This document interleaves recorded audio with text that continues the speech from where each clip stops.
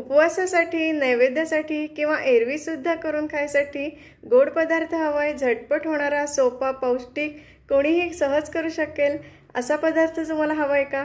तर मग ही रेसिपी तुमच्यासाठी आहे। नमस्कार, मी Jyoti Patwardhan. Welcome to Jyoti Patwardhan channel. आज आपण करणार आहोत रंभा पाक। आता याला रंभा पाक का म्हणतात हे मी व्हिडिओच्या शेवटी सांगणारच आहे, पण तुमच्याकडे या रेसिपीला काही वेगळं नाव असेल तर ते तुम्ही कमेंटमध्ये सांगू शकता। रंभा पाक करण्यासाठी इथे मी एक केळं घेतलेलं आहे। आता ते सोलून घ्यायचे।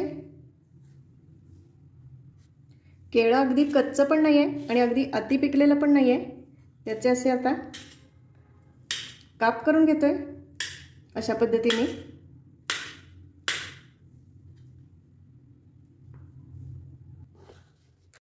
आता गॅसवर मी एक पॅन तापत ठेवलाय, त्यात एक चमचाभर साजूक तूप घालूया। त्याचं थोडंसं स्प्रेड करून घेऊया। आता हे तूप हलकंसं गरम झालेलं आहे, त्यात आपण हे जे केळ्याचे काप करून ठेवलेले ते असे घालूया। गॅसची फ्लेम मीडियम ठेवलेली आहे मी। हे आता भाजून घेतोय। एका साइडने तुपात छान असे गोल्डन ब्राउन असे परतले गेल्यानंतर हे असे आपण दुसऱ्या बाजूने पण भाजून घेतो, हे असे पलटून घेऊन। आता दुसऱ्या बाजूने पण हे छान असं गोल्डन ब्राउन झालेलं आहे। आता गॅसची फ्लेम अगदी लो ठेवायची आहे आणि यात आता मी ओलं खोबरं खवून ठेवलेलं ते घालतेय।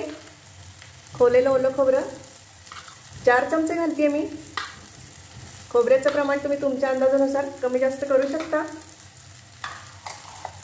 आणि 2 चमचे मी यात पिठी साखर घालतेय। साखर पण तुम्ही तुमच्या अंदाजानुसार कमी जास्त करू शकता। आता हे एकदा व्यवस्थित परतून घेऊया। यात आता 2-4 चिमूट मी वेलदोड्याची पूड घालतेय, थोडेसे चारोळे घालतेय आणि थोडेसे बेदाणे घालतेय। ड्रायफ्रूट्स तुम्ही तुमच्या आवडीचे कुठलेही घालू शकता किंवा ड्रायफ्रूट्स नाही घातले तरी चालेल।